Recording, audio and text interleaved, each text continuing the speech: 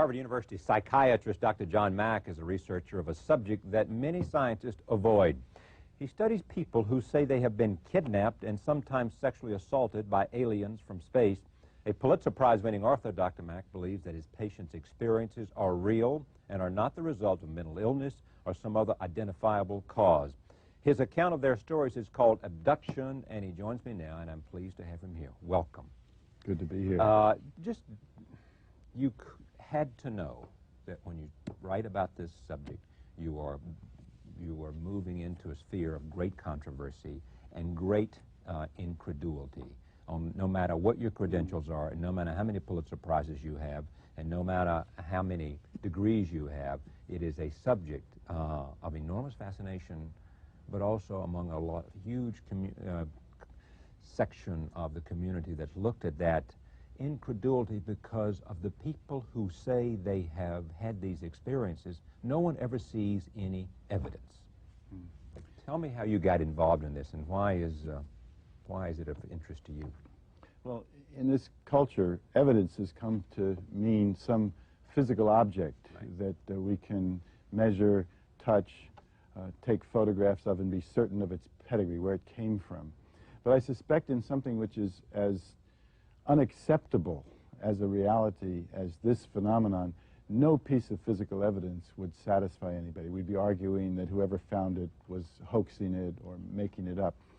But evidence can also come from other ways. Evidence can, in my discipline, psychiatry, and I played my strong suit in doing this, is evidence that comes from clinical discrimination.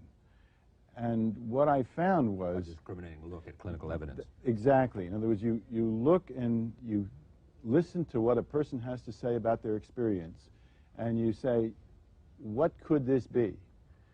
And nothing in my 40 years of working with people prepared me for this phenomenon.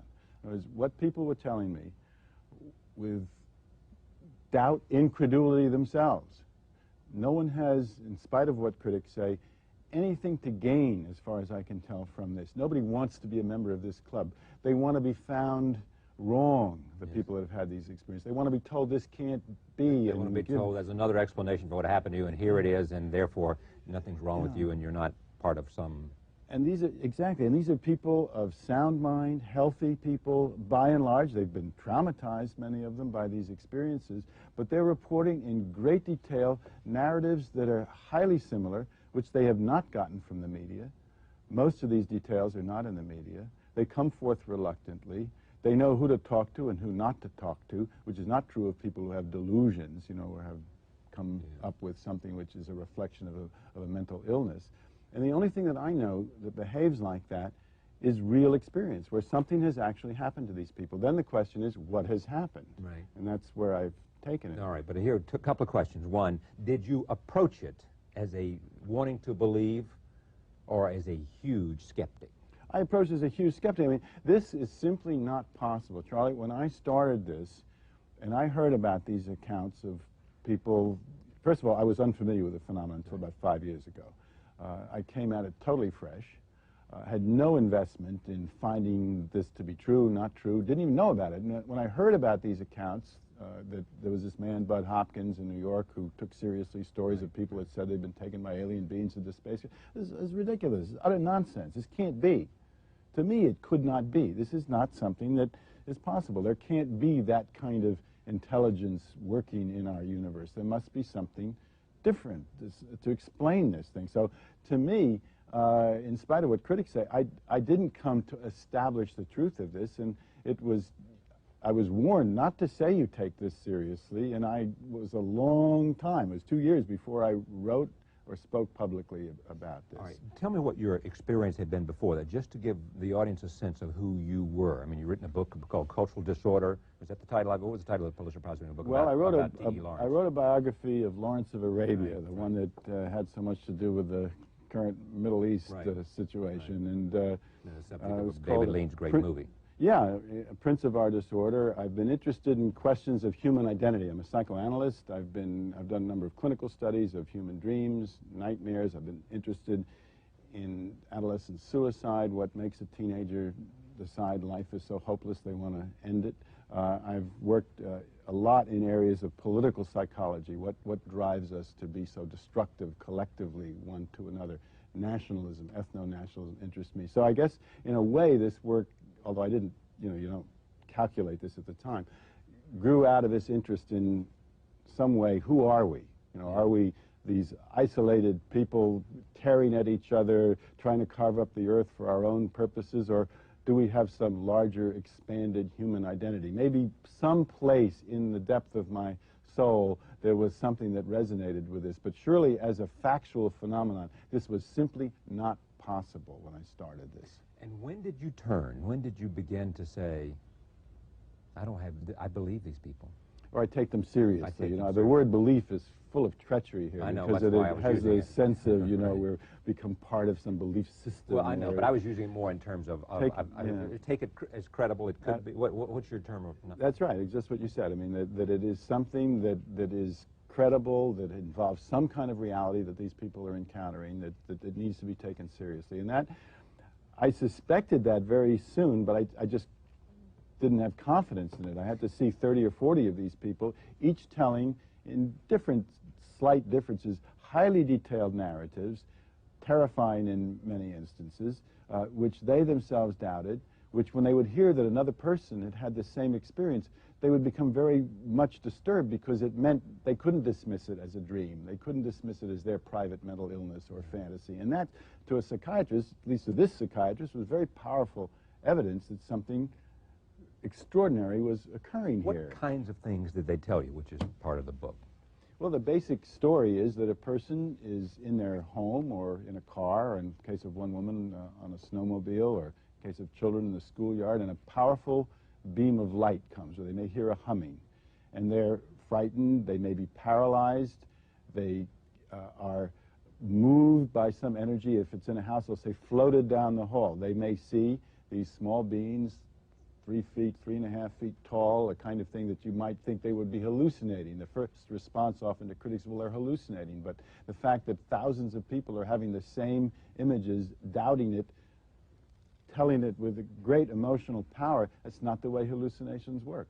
It's not a mass hallucination in the sense that, everybody's having this experience. There may be a lot of people having the experience, but they're not in communication with each other. It's not a contagion where people are reacting to one another. So this powerful energy comes, these blue light or whatever it is. They may see 1, 2, 3 beings around them with these huge black eyes, 3.5 feet tall, communicate with them telepathically, and then they are moved up through the sky into some sort of an enclosure. They may see a UFO, they may not see the UFO from the outside, and inside there is a more senior figure whom they call the doctor or leader, and that figure is a little bit taller and seems to be in charge. Inside are all kinds of machinery like computer consoles, instruments, unlike anything we really have nothing quite like what we have on Earth.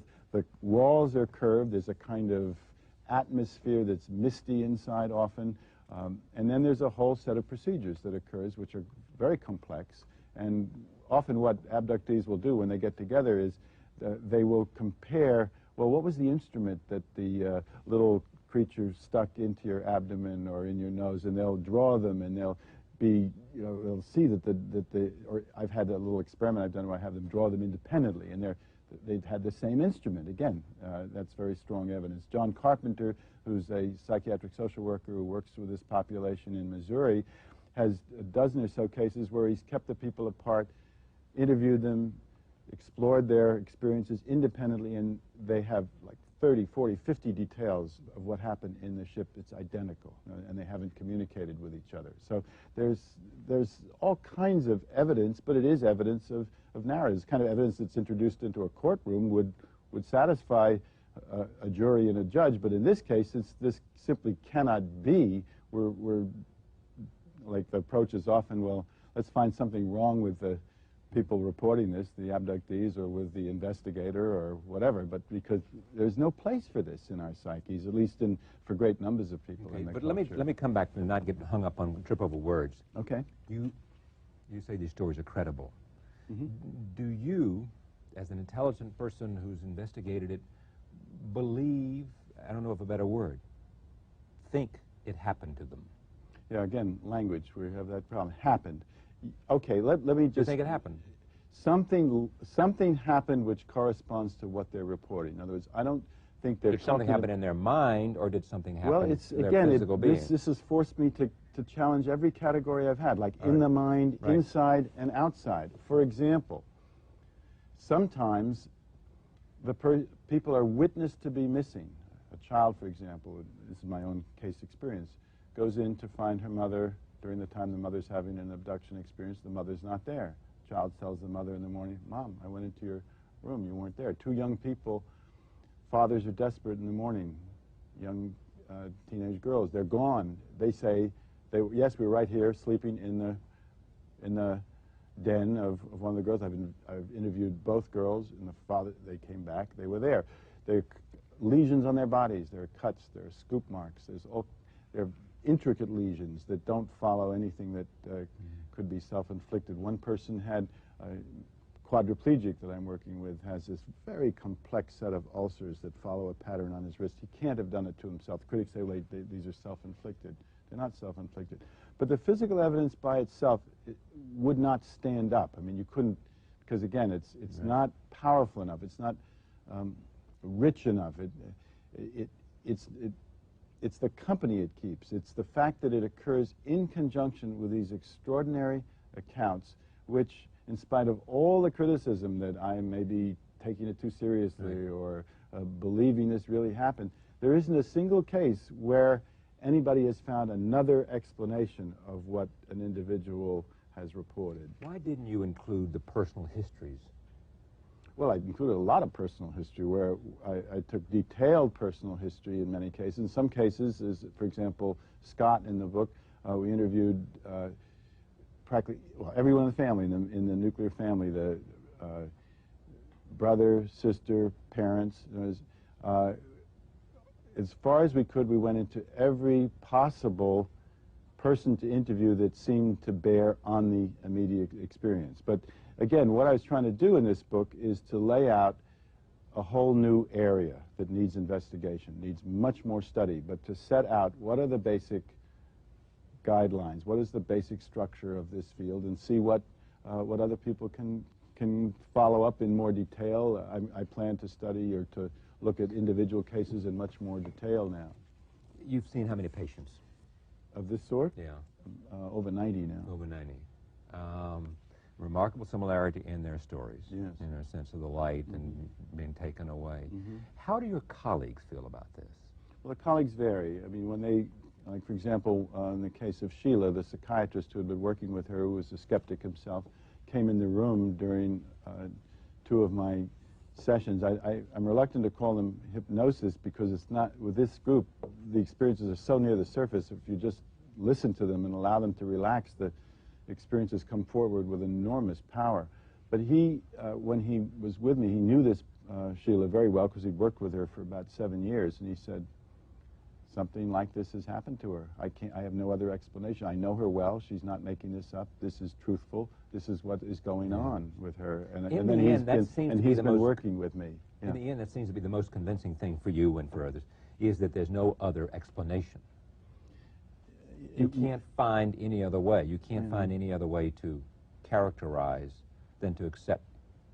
Yeah, I mean, yes, I mean, I've looked for every possible explanation. Then I begin to ask myself, why is this so extraordinary in this culture? In other words, what is it? I mean, for example... Well, I can tell you why. I think the reason it's so extraordinary is a culture for us to be unwilling to buy it, to accept it, to believe in it, to find it credible. Yeah. I think it is because no one has, they make the point about the evidence. No one has seen the evidence.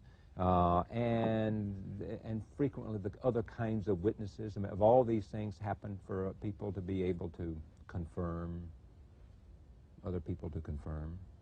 But there are, I mean, if you, again, have independent examiners, that they find the same thing. I mean, they just would, I mean, I think that it's like near-death experiences for people, I think. I mean, it's some of the same kinds of incredulity that, in fact, I died and I saw heaven and I, you know. I mean, I think there's something because you, in the end, it's something you just have to almost take on faith. But, you know, one of the things that's come to me as I've been dealing with the criticism... rational mind in America. So-called rational mind. So-called right, all right. Know, I mean, I came to a point where I began to shift my own thinking. I said, why is this so extraordinary to people? To accept that another intelligence, granted it's taken an odd form, little beings with big black eyes who are sometimes luminous and sometimes less so, entering our worlds, telling us, doing these experiments, telling us that in vivid terms on television monitors and directly through telepathic communication, that we are causing some kind of ecological catastrophe at a scale that goes beyond the Earth itself, that the Earth is part of some network and that is being communicated, and that there are intelligences in the cosmos that are telling us this. Why would this be so extraordinary? I don't think it would be so extraordinary. It isn't. We're beginning to study this among various other peoples who don't find it that remarkable. It's that we have come to the place where intelligence is simply a phenomenon of the human brain, that the universe is, we've devoided it in a sense of other intelligence. So when it shows up in a kind of odd, frightening form, tells us about ourselves in ways we don't want to hear, the approach is to reject the phenomenon, shoot the messenger. And there's something, because you know, you asked me this. I mean, the intensity of the wrath, in a sense, that I've brought down upon myself for suggesting maybe this would be better to look at it for How is that wrath expressed? Well, it's expressed in attacks that say I have no evidence, I've lost or my... even to the standpoint of saying, you've done some experimentation with hallucinogenics, haven't you? Myself, personally, no. But you've studied... No, I haven't.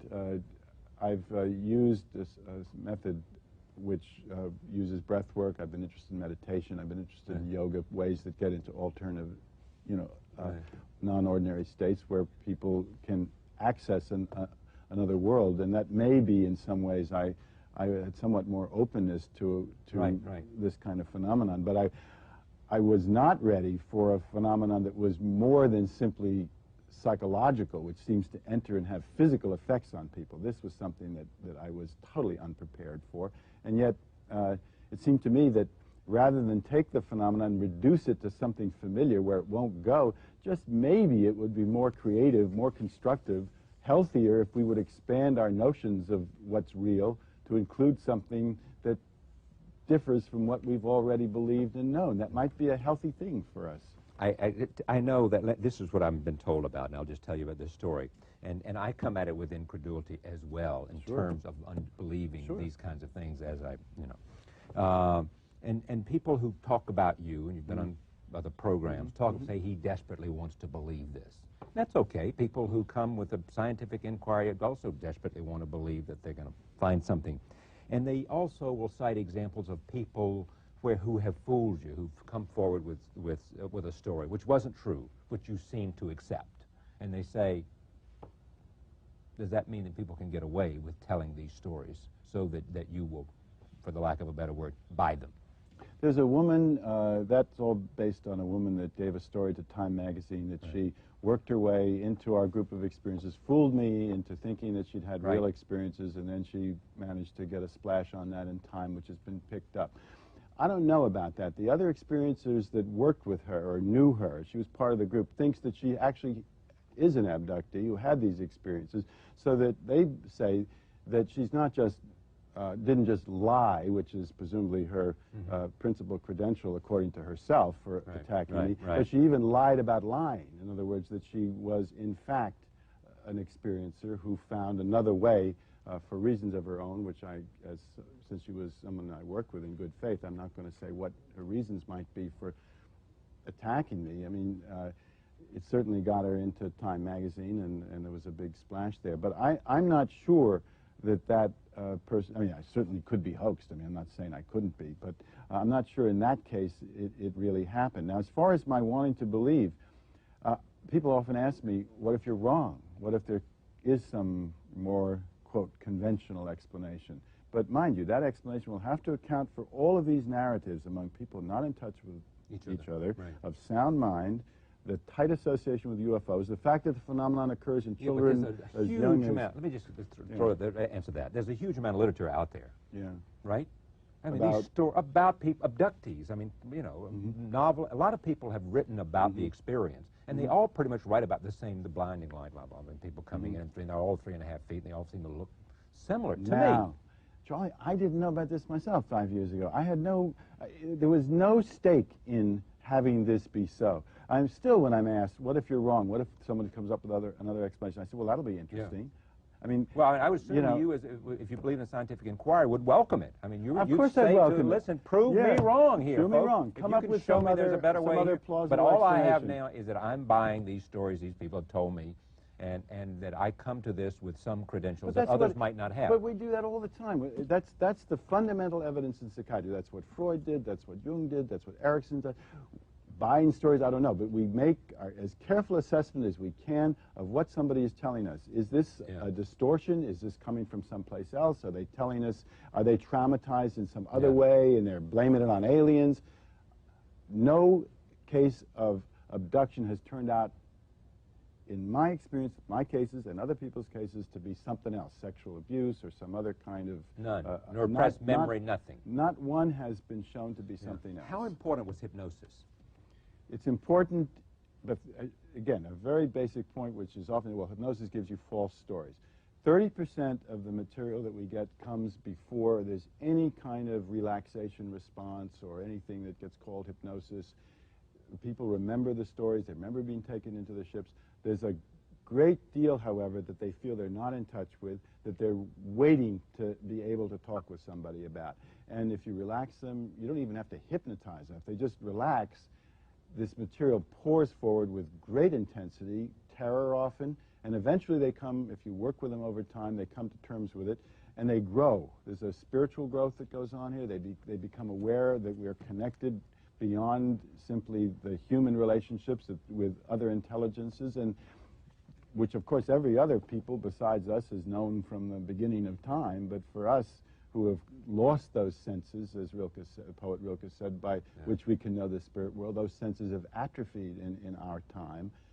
This may be some way in which we're reopening to a world that is filled with consciousness, with life, with some kind of energies and intelligence. Let me repeat this. John Mack is a MD. He is professor of psychiatry at the Cambridge Hospital, at the Harvard Medical School, and a founding director of the Center for Psychology and Social Change. And his early books included the 1975 Pulitzer Prize-winning A Prince of Our Disorder, a biography of T.E. Lawrence, who, as all of you know, was Lawrence of Arabia. I think it is those credentials that have added something to this. I mean, you come to the table with different kind of credentials, and if someone as smart as you are with your credentials, it adds something to the debate. That may get me a hearing, but it doesn't get you much further than that. Because at some point, I have to say, okay, study this phenomenon. Don't marginalize it. Don't push it off onto the tabloids. It's something that could be really important for us, for this culture, for humanity. Look at it with me. Study it. Let's find out what it's about. Let's do careful studies of every aspect of this. That's what I would like to see. I got to go. But what's the next step for you? I mean, let's assume you are, again, I'm hooked on language. Let's assume you're hooked by this. I mean, you are in this place. You're in this area. Whether you like it or not. I'd like to pull a few hooks out. Yeah, I know you would, but they are hooked you, and for better or worse, and some want to rip you apart, and some want to talk about, I mean, I've heard people have said to me, look, there's, you know, you got to think about, look at the methodology, and I don't approve of the methodology, and I think that this guy's using hallucinogen, drugs, or whatever they say. I mean, he's LSD, he's this, he's that, he's other. Let's kill the messenger. Let's not look at what's going on. Well, they do say we don't believe him because of this, and we believe he wants it to happen, and all that. You've heard all that. They even make up things like some of those things you mentioned about my background. They even make up to make me wrong. Well, that's why I asked, rather than positing as being true. That's why I asked. But at the same time, the last question, what's next? Where do you go? What do you do? How do you, if you believe in this, as you do, and forget the word for a second, you accept it as credible, okay. What do you do next? Well, I think we've touched on it. You get people to look at it with me. You get people who are not hooked, who are responsible clinicians, to look at these cases with me, which we're beginning to do. You look at individuals in greater depth to see, well, could there be some dynamic explanation in them as individuals? We're doing a study like that at the program at Cambridge Hospital that I'm connected with. You do rigorous psychological testing on them. Mind you, whatever the theory is, it has to take into account also the physical findings, the tight association with UFOs, the fact the phenomenon occurs in children under 3 years old. You look at it in other countries, which we're doing, in indigenous cultures. How do they see the phenomenon? We met with a Cherokee medicine woman, and she says, oh, they've been in touch with these beings for a long time, but they don't like to talk about it because people have enough trouble being Native Americans to have to bring this kind of wrath upon themselves. But you ask people who are competent clinically, scientifically, to look at the phenomenon with you, and let's explore it together. A number of scientists have been interested in doing this. Philosophers I do get a lot of support from philosophers. Who's the most credible, who would be the best name that's supportive, you think? Well, Rudolf Schild, who's a internationally renowned physicist at the Harvard Astrophysics Lab, thinks that work like this, and you mentioned near-death experiences, Ken Ring's work, will tell us more about the cosmos than what we're going to learn looking through telescopes.